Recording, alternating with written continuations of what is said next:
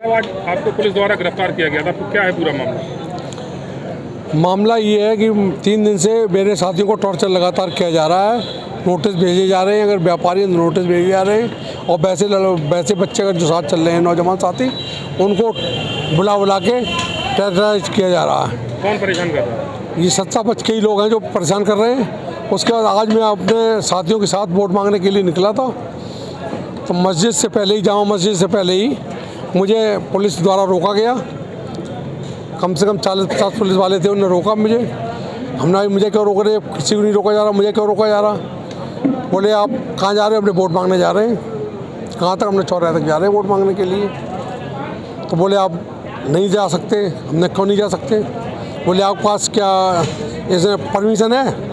हमने परमिशन किसी के पास नहीं है। परमिशन कल सबको मिलेगी, कल मुझे मिल जाएगी। मैंने भी अप्लाई किया परमिशन के लिए, कल परमिशन मुझे मिल जाएगी। बोले नहीं आप आगे नहीं जा सकते। मैं तो आगे जाऊँगा, राम जानकी तक वोट मांगने जाऊँगा। तो बोले नहीं जाना दूँगा। मैं जाऊँगा। बोले नहीं जाओगे, हम नहीं जाएंगे हम। तो लगातार पुलिस से नोकझोंक होती रही। उसके बाद जब मैं आगे बढ़ा तो इंस्पेक्टर ने मुझे रोक लिया और मुझे दिखा कि आपको मैं गिरफ्तार कर रहा हूँ, आप चलिए थाना चलिए। आप थाने ले चलने हम आपको। मैं और मेरे पुत्र को थाने लेकर पहुँच गए वो, और थाने मुझे बैठा लिया जाके। लेकिन पब्लिक का इतना दबाव रहा, पब्लिक इतनी ज़्यादा संख्या में पहुँच गई कि उस दबाव की वजह से इंस्पेक्टर साहब ये कहने लगे कि ईद थी, ईद है कल, और उसके कारण मैंने आपको रोका, वरना मेरी रोकने कोई मंशा नहीं थी। कोई बलवा हो जाता, कुछ दंगा हो जाता, कोई कुछ कर देता, इसकी वजह से मैंने आपको रोका। आप आराम से जा सकते हैं। इतना कह के उन्होंने जो है जाने के लिए कह दिया। मैंने ये भी कहा मुझे गिरफ्तार करना चाहो गिरफ्तार कर लो, लाठीचार्ज करो तो लाठीचार्ज करो, हम तो तैयार हैं, हर जुल्म सहने के लिए तैयार हैं। लेकिन किसी कीमत पर बैठूंगा नहीं। मैं चुनाव लड़ूंगा, अंतिम समय तक चुनाव लड़ूंगा। जान रहे या न रहे मुझे इसकी परवाह नहीं है। क्या आपकी गिरफ्तारी एक सुनियोजित तरीके से की गई थी? बिल्कुल सुनियोजित तरीके से की गई थी। पहले सारा प्लान था, लेकिन पब्लिक ये नहीं मालूम था इन लोगों को कि इतनी पब्लिक पहुंच जाएगी। महिलाएं भी पहुंच गई थी और पब्लिक पूरा थाना भर गया था, बाहर तक भीड़ थी, थाने के बाहर तक भीड़ थी। उस दबाव की वजह से ये सारा कुछ किया गया, वो नाटक में बदल गया। अब जब पर्चा कैंसिल नहीं करा, पर्चा कैंसिल कराने के लिए बहुत प्रयास किया गया। जब पर्चा कैंसिल नहीं करवा पाए, किसी प्रलोभन में नहीं आए हम। मुझसे ये भी कहा गया 2 करोड़ रुपए ले लो और लाल बत्ती ले लो, आयोग का सदस्य बना देंगे। आप रिटायर होकर आए और क्लास वन अधिकारी रहे हो, आपको आयोग का सदस्य बनवा देंगे। हमने मुझे आयोग का सदस्य नहीं बनना।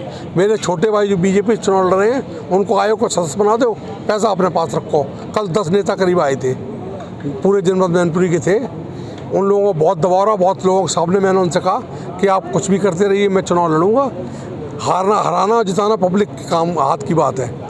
चुनाव जीतूंगा तो पब्लिक का सहयोग रहेगा, हारूंगा तो पब्लिक का सहयोग नहीं रहेगा। मुझे कोई चिंता नहीं इस बात की। मुझे 300 वोट मिले तब भी लड़ता रहा, चुनाव जीता तब भी लड़ता रहा, लेकिन पब्लिक की सेवा न कभी छोड़ी न छोड़ूंगा। पुलिस के इस रवैये को लेकर क्या कहना चाहिए? पुलिस रवैये कहना चाहूँगा मैं कि भाई सत्ता पक्ष का उतना निष्पक्ष पुलिस रहनी चाहिए। आज किसी की सत्ता, कल किसी की होगी। कुर्सी किसी की सगी नहीं होती है, सत्ता किसी की नहीं बनी रहती है। आज सत्ता तुम्हारे पास है, कल दूसरे के पास रहेगी। मैंने 2006 का चुनाव जीता, उस समय सपा की गवर्नमेंट थी, माननीय मुलायम सिंह जी मुख्यमंत्री थे। उस समय मैंने चुनाव जीता, तब भी मेरे ऊपर कोई दबाव नहीं था। चुनाव लड़ रहा था, किसी कार्यकर्ता के ऊपर कोई दबाव नहीं था। आराम से चुनाव हुआ, शांतिपूर्वक चुनाव हुआ और मैं चुनाव जीता। उस समय जीते जो लोग कहते थे कि आपको सर्टिफिकेट नहीं मिलेगा, चुनाव जीत जाओ, तब भी नहीं, बैलेट गिने नहीं जाएंगे, सर्टिफिकेट दूसरे को दे दिया जाएगा। उस समय भी इतना तांडव नहीं पुलिस ने किया या प्रशासन के जितना अब कर रहा, उस समय भी नहीं हुआ था।